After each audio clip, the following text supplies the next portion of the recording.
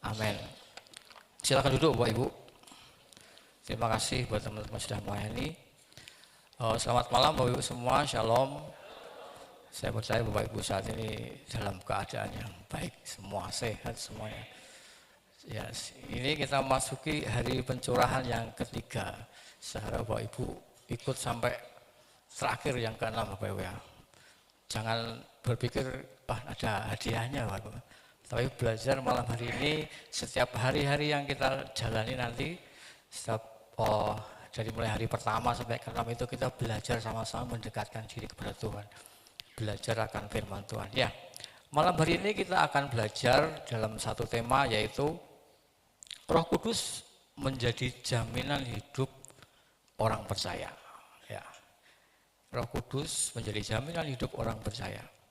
Mari kita baca satu ayat di dalam Efesus pasal yang ke-1, ayat yang ke-13 dan 14. Efesus pasal 1 ayat 13 dan 14. Kita baca sama-sama. Ya, Efesus pasal 1 ayat 13 dan 14. Mari baca sama-sama. Injil keselamatanmu. Di dalam Dia kamu juga ketika kamu percaya dimeteraikan dengan Roh Kudus yang dijanjikan itu. Dan Roh Kudus itu adalah jaminan bagian kita sampai kita memperoleh keseluruhnya, yaitu penebusan yang menjadikan kita milik Allah untuk memuji kemuliaannya. Ya, Bapak Ibu yang dikasihi Tuhan, kita tahu bahwa firman Tuhan itu berkuasa. Firman Tuhan berkuasa menyelamatkan kita dari dosa. Firman Tuhan berkuasa membawa kita dalam hidup dalam kebenaran. Oleh karena itu, semakin hidup kita hari demi hari akan semakin berkenan di hadapan Tuhan, kita akan semakin bertumbuh di hadapan Tuhan. Maka ayat yang kita baca tadi, bahwa Injil keselamatan dan firman kebenaran itu akan sanggup mengubah setiap hidup kita, membuat hidup yang baru. Ada satu kesaksian Bapak Ibu, saya akan mulai dengan satu kesaksian. Ada satu keluarga suami istri itu setiap hari, hampir setiap hari dikatakan ribut terus. Jadi mereka selalu bertengkar karena suaminya itu suka main tangan Bapak Ibu, suka mukul istrinya, suka berkata-kata yang tidak pantas sama istrinya, sampai kadang itu juga mabuk-mabukan, main judi dan sebagainya. Setiap hari dia bersaksi, setiap hari dia itu seperti itu. Tetapi saya melihat ada sesuatu yang menarik di sini. Setiap kali dimarahi seorang istrinya itu, dia selalu setelah dimarahi dia mungkin nangis, masuk di kamar mandi. Dan selalu itu yang dibuat. Setelah masuk di kamar mandi, tiba-tiba pokoknya sepuas di kamar mandi, dia keluar dengan wajah yang sukacita. Nah, dan itu berlangsung beberapa tahun, bertahun-tahun dia berkata begitu. Nah, singkat cerita bahwa suaminya ini ikutlah sebuah retret. Retret tidak tahu dipaksa atau bagaimana, ikut retret, gereja sejati atau apa saya tidak tahu itu. Tiba-tiba di situ Tuhan jamah hidupnya Bapak itu. Tuhan jamah, hidupnya berubah, yang dulunya suka mukuli, pokoknya ada satu perubahan terjadi dalam hidup Bapak itu. Suka ngajak istrinya ke gereja, padahal dulu jarang sekali, tidak pernah ke gereja, susah sekali Bapak Ibu. Kadang di gereja juga saat memuji Tuhan dia menangis, dia ingat masa lalu hidupnya Bapak Ibu. Dan singkat cerita ada perubahan hidupnya itu. Nah, satu kali dia memberanikan diri bertanya kepada istrinya, "Mah, kok Mama tuh setia sekali sama saya, setia terus enggak pernah membalas. Kan sudah saya diajar, sudah macam-macam itu dipukul-pukul sampai kok enggak pilih pria lain, berarti Mama itu setia. Itu resepnya apa?" Dan saya cuma mau tanya, setiap kali saya marahi Mama itu selalu masuk di kamar mandi itu, kenapa? Itu apa dia buat? Suaminya berpikir bahwa kamar mandi itu sudah menjadi ruang doanya istrinya itu. Karena setiap kali keluar wajahnya sukacita. Padahal habis dimarahi, dipukuli Bapak Ibu. Dan istrinya itu menjawab dengan satu jawaban yang membuat saya ya mungkin agak kurang enak didengar Bapak Ibu ya. Jadi istrinya itu setiap kali dimarahi, istrinya selalu masuk di kamar mandi, dia jengkel, dia melampeskan, jadi kunci kamar mandi, dia ambil gosok giginya suaminya. Lalu gosok giginya suami ini gosek di kloset itu sampai dia puas gitu, setelah puas ditaruh lagi, dia keluar senang wajahnya. Dan itu dilakukan setiap kali dia dimarahi. Suaminya kaget loh ibu, tetapi kan enggak marah karena suaminya sudah berubah, suaminya sudah dijamah Tuhan. Dia mau marah begini, dia aja berpikir berarti selama ini yang gosok gigi saya itu seminggu sekali lalu ganti itu seperti itu. Jadi yang saya mau katakan bahwa ini kesaksian nyata Bapak Ibu. Jadi jangan dicontoh Bapak Ibu, nanti ibu-ibu melakukan hal seperti itu pada suaminya. Tidak, itu tidak baik. Tapi itu ada dan itu benar-benar terjadi. Dan saya mau katakan bahwa Roh Kudus itu lewat firman-Nya itu berkuasa mengubah hati seseorang, membawa penyelamatan kebenaran. Nah, Alkitab berkata bahwa ketika kita percaya kepada Yesus, kepada firman yang disampaikan oleh Injil, kita dimeteraikan oleh Roh Kudus yang dijanjikan. Tadi Bu Seri sudah singgung, kita ini dimeteraikan Allah. Nah, di dalam perjanjian lama Roh Kudus juga dijanjikan. Ada satu nubuatan Nabi Yoel mengenai Roh Kudus. Mungkin Bapak bisa baca dalam Yoel pasal 2 ayat 28 sampai 32 Bapak Ibu. Saya akan baca di ayat yang pertama saja. Yoel 2 ayat 28, bahwa Allah berjanji untuk mencurahkan rohnya ke atas semua manusia di akhir zaman. Rohnya itu akan diberikan kepada tua, muda, anak-anak, laki-laki, perempuan, bahkan hamba-hamba. Dan akan menerima roh. Dan mereka akan diberikan karunia untuk bernubuat, mendapat mimpi dan penglihatan. Dan di dalam perjanjian baru juga Yohanes itu menulis dalam Matius pasal yang 3 ayat 11 bahwa aku akan membaptis kamu dengan air sebagai tanda pertobatan, tetapi ia yang datang kemudian daripadaku lebih berkuasa daripadaku, dan aku tidak layak melepaskan kasutnya. Ia akan membaptis kamu dengan Roh Kudus dan api. Kemudian kita melihat bahwa pada hari Pentakosta Roh Kudus itu dicurahkan kepada para murid Yesus pada saat itu di Yerusalem, di loteng Yerusalem, sehingga mereka penuh dengan Roh Kudus.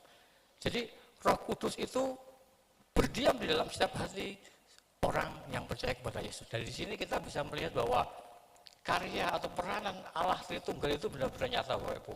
Yang pertama, Bapa itu memilih kita untuk diselamatkan, bahkan dikatakan bahwa firman itu kan bahkan sebelum dunia ini dijadikan. Jadi kita ini sudah diselamatkan sebelum dunia ini dijadikan. Dan yang kedua, anak yaitu Yesus. Dia menebus kita dengan mati di atas kayu salib supaya siapa yang percaya diselamatkan Bapak Ibu. Dan yang ketiga, Roh Kudus itu memberi kita meterai dalam kehidupan kita sebagai umat percaya. Jadi di sini peran Allah Tritunggal itu ternyata nyata dalam setiap orang percaya. Dan ayat yang kita baca tadi di ayat tema kita dalam Efesus pasal 1 ayat 13, saya baca, di dalam Dia kamu juga ketika kamu percaya dimeteraikan dengan Roh Kudus yang dijanjikan itu. Nah, sekarang arti meterai atau makna dari dimeteraikan Roh Kudus itu apa Bapak Ibu? Jadi pada zaman sekarang itu, kalau sekarang kita bicara sekarang itu meterai itu sesuatu yang kalau kita buat perjanjian atau surat atau sesuatu harus ada meterai, maksudnya itu bukti legal dan sah gitu Bapak Ibu ya. Jadi demikian pula kita orang-orang percaya. Saat kita percaya Yesus, kita dimeteraikan oleh Roh Kudus. Artinya kita ini sah miliknya Allah. Bukan meterai yang bisa dilihat oleh mata manusia, tetapi Allah itu melihat bahwa kita ini sudah dimeteraikan. Dan meterai itu tidak bisa dihapus oleh manusia atau oleh iblis Bapak Ibu. Itu adalah tanda yang tidak mungkin hilang dan tidak akan ditinggalkan Bapak. Artinya bahwa orang yang dimeteraikan oleh Roh Kudus, orang yang menyatakan dirinya benar-benar Allah, berarti dia orang yang sudah ditebus oleh Tuhan. Jadi dikatakan berarti kita ini bukan milik kita lagi, tapi kita miliknya Allah. Jadi kalau kita milik Allah, berarti kan Allah berhak atas hidup kita. Allah tuh mau buat hidup kita seperti apa ya kita harusnya nurut Bapak Ibu. Tapi seringkali justru kita yang suruh Tuhan nurut kita Bapak Ibu. Ketika kita mungkin berdoa, ketika doa kita tidak jawab, kita marah sama Tuhan. Padahal Tuhan yang menciptakan kita, padahal Tuhan itu yang memiliki kita. Tuhan punya waktu dan waktu Tuhan selalu tepat. Oleh karena itu kita tidak berhak nuntut sesuatu. Tuhan justru yang. Jadi maksud saya adalah jangan hidup sembarangan Bapak Ibu, karena di dalam hidup kita ada meterai. Nah, meterai juga bisa diartikan sebagai tanda kepemilikan. Dulu waktu saya pelayanan di Sulawesi itu kadang kan juga pelayanan di pedalaman Bapak Ibu. Nah di pedalaman itu kalau orang nebang kayu, nebang pohon, kalau dia mau jual kayu itu di kota, dia harus dihanyutkan di sungai Bapak Ibu. Karena di sana kan jalan tidak seperti punya kita aspal bagus gitu. Di sana jalannya tuh yang ada kadang makadam, batu-batu, ada yang tanah liat, tapi sebagian besar pasti tanah liat Bapak Ibu. Dan di sana itu kalau mereka mau jual kayunya itu dalam bentuk gelondongan itu, dia hanyutkan di sungai. Tapi sebelum dihanyutkan dia dikasih tanda, digores sama pisau atau sekarang mungkin tata ya Bapak ya. Jadi dikasih inisial, kalau itu punya saya tulis Y, kalau punya Pak Sawat tulis S begitu. Dan itu dihanyutkan. Nanti beberapa hari kemudian itu mereka sudah nunggu di satu tempat seperti tanggul begitu. Nanti mereka itu yang punya kayu-kayu itu kalau datang itu milih. Nah itu sebagai tanda, dia ambil sesuai dengan yang dia tandai. Itu maksudnya. Jadi Bapak Ibu, jadi ketika Roh Kudus tinggal di dalam hidup kita, Tuhan itu sudah menandai kita Bapak Ibu, bahwa kita ini miliknya Tuhan. Amin Bapak Ibu. Ya, jadi seperti saya katakan yang kayu-kayu tadi ditandai bahwa itu ada pemiliknya. Jadi di sini dan dalam kitab Wahyu juga dikatakan bahwa orang yang tidak percaya Yesus, orang yang tidak ngaku Yesus, dia juga punya tanda 66 itu Bapak Ibu ya. Tetapi kita yang percaya Yesus, kita sudah dimeteraikan oleh Roh Kudus Bapak Ibu. Oleh karena itu bersyukur Bapak Ibu, dalam hidup kita harus berusaha memanfaatkan waktu dengan baik. Jadi jangan sampai kita ini hidup sekali jadi Kristen, hanya Kristen KTP, maksudnya Kristen tanpa pertobatan yang setiap kali datang hanya di hari-hari besar Natal atau Paskah. Nah, belajar untuk kita ini sudah begitu percaya Yesus, Tuhan itu sudah ada mesleh dalam setiap kehidupan kita. Oleh karena itu jangan hidup sembarangan. Nah, tetapi kalau Roh Kudus itu ada dalam hati kita, maka saya yakin ada satu kerinduan di dalam hati kita untuk kita selalu bertemu dengan Tuhan. Jadi saya kadang pernah kalau minggu itu ada pelayanan di Semarang itu rasanya tuh kok saya rasanya lama sekali tidak datang ke gereja ya. Nah itu kita harus punya kerinduan seperti itu. Padahal mungkin baru kemarin ketemu dengan saudara-saudara SMA lewat ibadah tengah minggu. Jadi kalau Roh Kudus itu ada dalam hidup kita Bapak Ibu, kita ada satu kerinduan untuk kita selalu pengen cari Tuhan, selalu pengen kumpul seperti begini, kita muji Tuhan dengan sungguh-sungguh. Kalau mungkin di rumah tidak bisa Bapak Ibu. Ya, nah itu adalah kalau kita bisa melakukan itu benar-benar adalah kita ini miliknya Allah Bapak Ibu.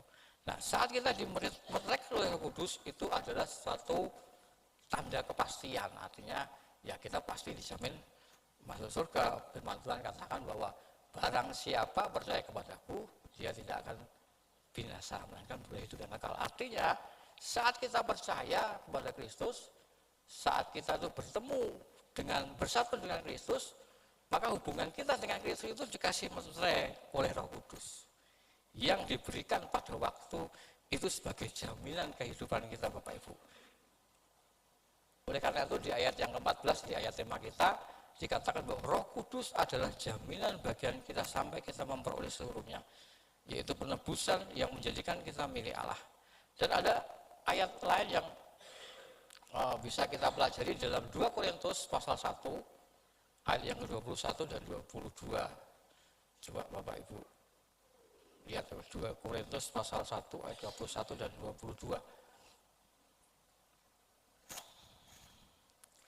Ya, 2 Korintus 1 ayat 21 dan 22 saya bacakan.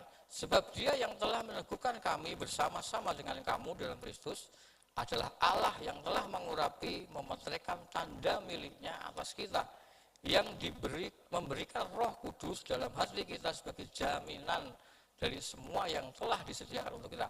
Jadi Roh Kudus adalah jaminan Bapak Ibu dari semua yang Tuhan sudah sediakan. Dan mungkin ini ada satu ayat lagi yang mungkin bisa membuat kita semakin mengerti di dalam 2 Korintus pasal 5 ayat yang ke-5. Di situ dikatakan bahwa tetapi Allah lah yang justru mempersiapkan kita untuk hal itu dan yang mengaruniakan Roh kepada kita sebagai jaminan segala sesuatu yang telah disediakan bagi kita. Jadi keselamatan itu adalah idenya Allah Bapak. Keselamatan itu adalah idenya Tuhan. Ya, karena Dia tahu bahwa semua manusia itu bakal binasa karena dosa Bapak Ibu. Nah, di dalam bahasa Yunani jaminan itu ditulis saya baca itu artinya Arabun, artinya uang muka atau DP atau tanda jadi, atau kalau biasanya uang panjer gitu loh Bapak Ibu. Yaitu suatu bukti pembelian sesuatu, maka suatu saat kita akan membayar, melunasi dengan waktu yang sudah ditentukan. Dengan kata lain, bahwa Roh Kudus itu adalah bukti awal dari warisan surgawi yang Tuhan sudah sediakan kepada kita. Seperti kayak cicilan pertama, cicilan kudus jaminan kita bahwa Allah pasti akan menyelesaikan apa yang sudah Allah mulai kerjakan. Misalnya mungkin sebagai contoh saja, seperti saya mungkin mau ambil motor dengan harga mungkin 30 juta. Saya kasih DP 2 juta. Nah, saya kan harganya 30 juta Bapak Ibu. Dan mungkin motor itu harus nginden 1 bulan. Begitu 1 bulan kemudian motor itu datang, maka saya akan melunasi itu dengan sesuai harga yang sudah ditentukan loh Pak Ibu. Jadi Tuhan itu menjanjikan keselamatan bagi kita. Di dalam kitab Wahyu digambarkan bahwa surga itu katanya, bukan katanya, surga itu jalannya emas, pagarnya, gerbangnya dibuat dari mutiara. Bahkan di surga itu tidak ada kesedihan, di surga tidak ada air mata, di surga itu tidak ada sakit penyakit. Isinya di surga itu hanya sukacita, dan kerjaan kita di sana cuma memuji dan memuliakan Tuhan, nyembah Tuhan Bapak Ibu. Terus bagaimana kita tahu kalau kita ini bakal masuk surga? Ya, wong kita belum pernah ke sana. Nah, tetapi kita bersyukur adanya Roh Kudus di dalam hidup kita. Tuhan katakan bahwa Roh Kudus itu seperti jaminan tadi, uang jaminan. Jadi arbon tadi. Jadi Tuhan katakan kalau kamu menerima Roh Kudus, kamu akan menerima apa yang aku janjikan secara penuh di dalam kerajaan surga.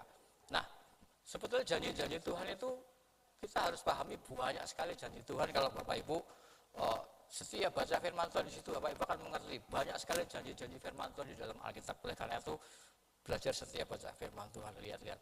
Di situ banyak sekali janji-janji Tuhan, dan itu bisa kita klaim bahwa itu maksudnya itu sudah menjadi jaminan hidup kita. Jadi Roh Kudus saya katakan adalah jaminan kita. Roh Kudus juga memberikan kita kuasa untuk kita ini bisa bersaksi gitu, bersaksi. Jadi kemanapun kita pergi, ada sesuatu yang Tuhan kerjakan dalam setiap kehidupan kita. Bapak Ibu yang dikasihi Tuhan, Roh Kudus itu sudah ada di dalam hati kita. Nah, kapan itu? Sejak kita percaya mengaku bahwa Tuhan itu adalah juru selamat kita.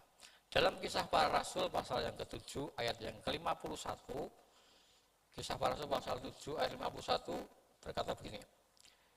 Hei orang-orang yang keras kepala dan yang tidak bersunat hati, dan telinga kamu selalu menentang Roh Kudus, sama seperti nenek moyangmu, demikian juga kamu. Nah, ayat ini berbicara soal orang yang sudah dipimpin Tuhan, dituntun, diajar oleh Roh Kudus, tapi mereka menentang, mereka menolak, mereka tidak mau mendengar, mereka mengeraskan hati, keras kepala. Jadi kita mari belajar Bapak Ibu untuk seperti pengalaman bangsa Israel, bagaimana mereka tidak menerima janji Tuhan. Karena bangsa Israel mereka tidak hidup di dalam pertobatan, mereka keras hati, mereka tidak mau diatur Tuhan. Bahkan sampai sekarang pun bangsa Israel seperti itu, merasa paling benar, merasa dianggap bangsa pilihan. Oleh karena itu ngeyel, pokoknya harus benar. Ya, sebenarnya Roh Kudus itu yang ada di dalam hati kita itu mengajari kita, menuntun kita, menginsafkan kita, mengingatkan kita akan segala kesalahan, akan dosa kita. Jadi jangan pernah Bapak Ibu menolak untuk dididik Roh Kudus. Karena kalau kita menolak, di dalam 1 Tesalonika katakan ada satu ayat teguran yang sangat itu harus kita hafalkan Bapak Ibu. 1 Tesalonika pasal 5 ayat yang ke-19. Janganlah padamkan roh. Jadi jangan sampai Roh Kudus itu tidak mau bicara dengan kita. Dalam saya mau katakan bahwa jangan sampai Roh Kudus itu berhenti berbicara kepada kita Bapak Ibu. Roh Kudus sudah tidak mau mengingatkan kita lagi karena kita keras hati, karena kita merasa sudah perlu Roh Kudus, saya bisa jalan. Jangan pernah berkata bahwa kalau kita buat kesalahan tiba-tiba kita jatuh, Pak Roh Kudus tidak ingatkan saya kok, Roh Kudus tidak membimbing hidup saya kok. Padahal saya katakan bahwa Roh Kudus itu ada dalam hidup kita. saat kita tidak mau dengar-dengaran suara Roh Kudus, maka kita akan dikatakan padamkan roh. Roh kita bisa padam, Bapak Ibu. Ya, jadi Roh Kudus itu bisa memberi kita pengertian. Roh Kudus bisa ngajari kita mungkin lewat insting kita ataupun lewat feeling kita. Jadi kalau ada seseorang itu kita bertemu orang, kita bisa tahu orang itu seperti apa, kok kayaknya begini-begini. Itu karya Roh Kudus. Itu Roh Kudus yang bekerja, Bapak Ibu. Jadi mungkin ketika Bapak Ibu jual barang atau mungkin Bapak Ibu menipu, jadi Roh Kudus itu sebetulnya mengingatkan kita jangan nipu. Roh Kudus akan menyadarkan kita itu salah, perbuatan itu salah. Saya yakin semua kita pasti pernah mengalami seperti itu. Tapi seringkali kita malah justru senang begitu, Bapak Ibu. Senang ada orang hidup sekali foya-foya, nanti kalau mau mati baru ngaku dosa gitu. Dan untungnya juga banyak orang yang merasa kalau nipu itu juga malah untungnya banyak. Kalau nggak nipu rugi. Jadi orang manusia hukum dunia dan hukum Tuhan itu beda, Bapak Ibu. Ya, kita kadang lebih menyukai perbuatan daging. Seperti kemarin Pak Saribun katakan. Jadi seolah-olah kita itu tidak mendengar suara Kudus bicara, kita pura-pura tuli, nggak dengar, kita kata buta, tidak melihat, Bapak Ibu. Padahal Roh Kudus itu selalu mengingatkan kita. Saya yakin Bapak Ibu. Bahkan kalau kita pun buat kesalahan itu di dalam hati kita pasti tidak ada damai. Tapi kalau kita mencuri, kalau kita melakukan kesalahan, kita ya santai-santai saja, harus dipertanyakan, Bapak Ibu. Jadi Roh Kudus itu akan menolong kita saat kita itu mungkin salah jalan, tersesat. Roh Kudus akan menyadarkan kita saat kita itu berbuat salah. Oleh karena itu sangat bersyukur sekali kita itu punya Allah Bapa yang memberikan kita Roh Kudus sebagai petai dalam hidup kita. Nah, ketika manusia kita atau kita hidup di dalam daging, pasti kita lemah, kita gampang jatuh, Bapak Ibu. Dan Tuhan katakan memang roh itu penurut, tapi daging lemah. Oleh karena Tuhan tahu bahwa kita itu lemah, Bapak Ibu. Makanya Yesus berkata, lebih baik aku pergi supaya Roh Kudus itu datang menjadi penolong bagi kita, menjadi penghibur bagi kita, mengajari kita, menuntun kita supaya kita itu mengerti jalan-jalannya Tuhan. Jadi selama masih ada kesempatan, Bapak Ibu, artinya selama kita masih mungkin bangun tidur, masih bisa buka mata, tangan kita masih bisa bergerak, kita masih bisa bernafas, hati-hati dengan kehidupan kita. Karena di dalam hidup kita itu ada Roh Kudus, Bapak Ibu. Mari jaga Roh Kudus itu agar tetap menyala. Jangan padamkan roh dengan mungkin kita mendukakan Roh Kudus dengan kita berbuat sesuatu yang mungkin tidak berkenan di hadapan Allah, Bapak Ibu. Dan hari ini Allah memberi kita Roh Kudus sebagai jaminan untuk segala sesuatu yang Tuhan sudah sediakan kepada kita. Mari kita bersyukur yang tadi saya sudah katakan, yang harusnya kita ini masuk neraka, kita berdosa, tapi Tuhan jamin hidup kita. Jadi Roh Kudus sebagai jaminan dalam hidup kita, yaitu untuk memperoleh janji-janji yang Tuhan sudah siapkan bagi kita semua, Bapak Ibu, yang Tuhan sudah sediakan kepada kita orang-orang percaya. Jadi bersyukur, Bapak Ibu, mari hiduplah selalu dalam pimpinan Roh Kudus. Dan kita yakin dan percaya bahwa Roh Kudus itu menjamin kita semua masuk dalam kerajaan surga, karena kita sudah ada materai dalam setiap kehidupan kita masing-masing. Biarlah firman Tuhan malam hari ini boleh memberkati kita semua. Tuhan Yesus memberkati.